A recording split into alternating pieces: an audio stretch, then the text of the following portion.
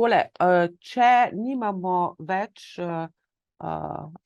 razlogov za klepet o tem, kaj je kombinirano izobraževanje in zakaj in kako bi se ga lotevali, pa nas kar vabim, da vstopimo v drugi del našega srečanja. In sicer povabili smo, kot že večkrat rečeno, da vidim, če se to deli, da pokukam, izgleda, da deluje. Povabili smo vas, predstavnike nevladnih organizacij, za sodelovanje na tem dogodku in se vam seveda za vaš odziv in pripravljenost najprej prav lepo zahvaljujemo. Prihajate v svojem prostem času, nevladni sektor, kdor ga ne pozna iz prve roke, je zelo delovno intenzivno področje dela, tako da res lepa hvala, pogosto tudi prostovoljno, lepa hvala za vaš čas. Povabilo smo poslali za sodelovanje nevladnim organizacijam. Lotili smo se tega tako, da smo to posredovali nacionalni organizaciji CNVOS, regionalnim stičiščem, kjer se tudi srečujejo nevladne organizacije, pa dvem vsebinskim mrežam, tudi nevladni sektor se združuje tudi po tematskih po temah, s katerimi se ukvarjamo, in sicer mreži nevladnih organizacij za vključujočo informacijsko družbo, ki se tiče tega kombiniranega ali pa digitalnega dela, ne kombineranega, in pa mreži Minvos, ki deluje na področju izobraževanja. Torej, to je bil način, kako smo povabili enkrat v septembru k sodelovanju. Zdaj pa, glede na odzive, imamo z nami nekaj predstavnikov.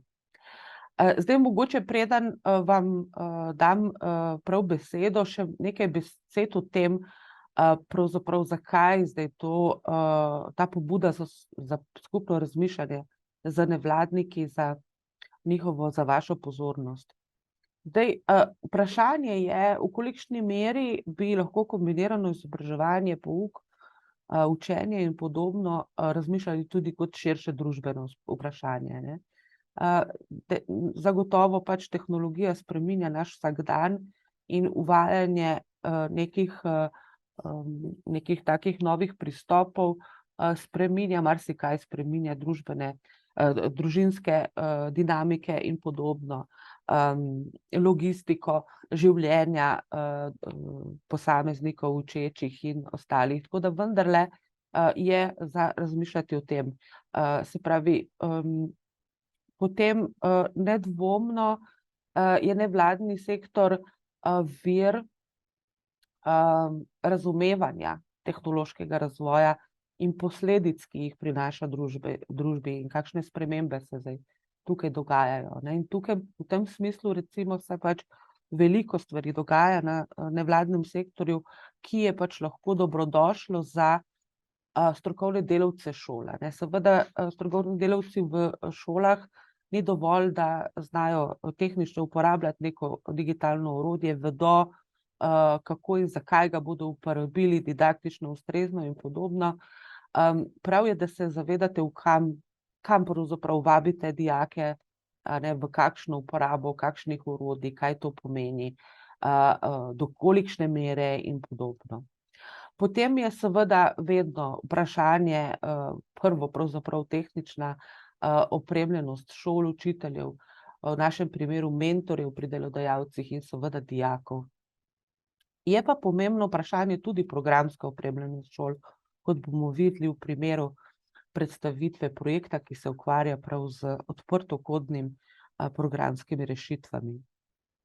Potem seveda, večkrat že rečeno, nevladni sektor v veliki meri pravzaprav se odziva na neke aktualne potrebe na terenu, in zato je zelo veliko priložnosti med vami oziroma v sodelovanju z vami prispevati k dvigu splošnih digitalnih kompetenc, se pravi, v bistvu digitalnih kompetenc za državljane, kot rečemo, tudi za vse udeležence v poklicnem in strokovnem izobraževanju, pa seveda tudi za kompetence za obvladovanje življenja v tej visoko informatizirani družbi.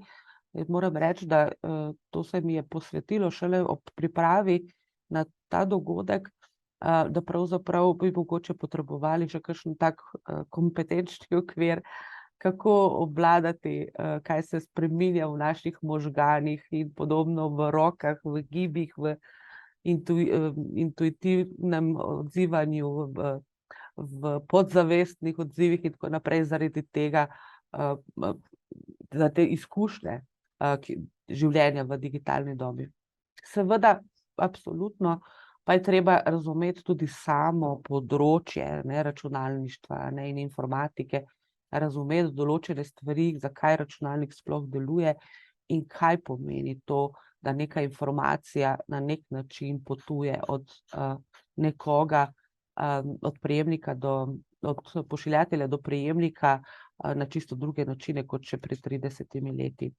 Zdaj, mogoče za nekoga drzno vprašanje, ampak nikoli se ne ve, mogoče pa tudi se skriva kakšen biser, vir razvoja pedagoških kompetenc učiteljev za izvajanje kombiniranega izobraževanja tudi v nevladnem sektorju.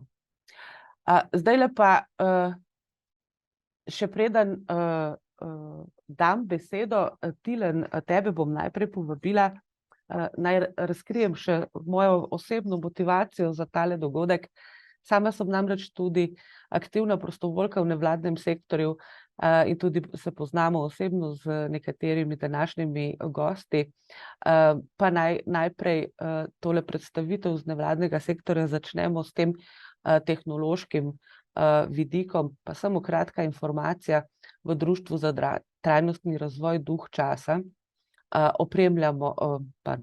zbiramo rabljeno računalniško opremo, jo opremimo z odprtokodnimi računalniškimi programi in podarimo brezplačno v trajno last vsem šolajočim, tudi vsem neprofitnim organizacijam, kar pomeni, da mednje sodite tudi šole, tudi drugim skupinam, starejšim in podobno, invalidom in podobno. Vendar ključna informacija danes tukaj samo na kratko je, da čisto konkretna zadrega z tem, da nek dijak nima računalnika, največ ne bo ovira, potrebujemo samo nekaj logistike, da ta računalnik spravimo do dijaka, pa bo lahko vsaj za osnovno uporabo tega orodja priskrbljen. Tako da v nadaljevanju povabim Tilna Škraba iz Zavoda za digitalno dostopnost. Takoj potem, ko imamo računalnik, če ga zmoremo uporabljati, bomo rekli temu, v vodi ali na konju ali na suhem ali kje že, ampak ni pa za vse med nami tako enostavno. Kaj ne, Tilen? Izvoli, prosim. Hvala za besedo in za zelo ustrezen uvod. Nekateri oziroma marsikdo ima namreč pri uporabi digitalnih tehnologij zaradi raznih vrst oviranosti lahko precej velike težave. Jaz bom danes v teh nekaj minutah probal vam prikazati primere težav, ne nujno oziroma sigurno ne na procesu učenja, ampak bom pa prikazal na procesu uporabe spletišč, mogoče kakšne enostavne vnosne aplikacije, da se boste lažje zavedali, vživeli v čevlje, v vlogo oseb, ki jim dostopnost vsebin na spletu, v digitalnih medijih, v digitalni obliki ni tako nujno samoumevna kot večini nam, ko dobimo računalnik in vidimo in zaznamo vse. Pomembno je, da se zavedamo, to ste že v uvodu dobro povedali, da je dobesedno digitalni svet bistven del posameznikovega življenja. Preko njega komuniciramo, se izobražujemo, se zaposlujemo, izvajamo naloge v službi in pa seveda iščemo tudi možnosti sprostitve, rezerviramo, kupujemo in podobno. Velik del našega življenja se torej vrti okoli digitalnega sveta. In za vse tiste, ki jim ta digitalni svet ni popolnoma odprt, se pravi, ni popolnoma dostopen, so marsikatera vrata do storitev, do vsebin, tudi šolskih, tudi upravnih, tudi pomembnih, še vedno zaprta. Ne bom veliko časa porabil na razlaganju, katere vrste oviranosti poznamo, pa kako le-te vplivajo. Bi pa poudaril, da ne govorimo o zanemarljivih številkah. V Sloveniji je vsaj 22+ % prebivalstva, na katere to vpliva. Kako smo prišli do teh številk, je razvidno iz preglednice tukaj, si jih lahko osvežite. Morda samo korak nazaj. Mi smo prišli leta 2021-2022 do številke 22,6 %. Evropska komisija pravi 10–15 % z oviranostmi plus starejši, kar se sklada z našo oceno. Naše Ministrstvo za digitalno preobrazbo oziroma njegov inšpektorat zagovarja številko okoli 25 %. Se pravi, govorimo o vsebinah, ki so okoli 25 % prebivalstva ali slabše ali pa popolnoma nedostopne. Pustil sem vam tudi en slajd, eno stran, kjer boste lahko kliknili, bom poslal to v obliki PDF-ja, pa vam bojo SCP-ja lahko delili naprej.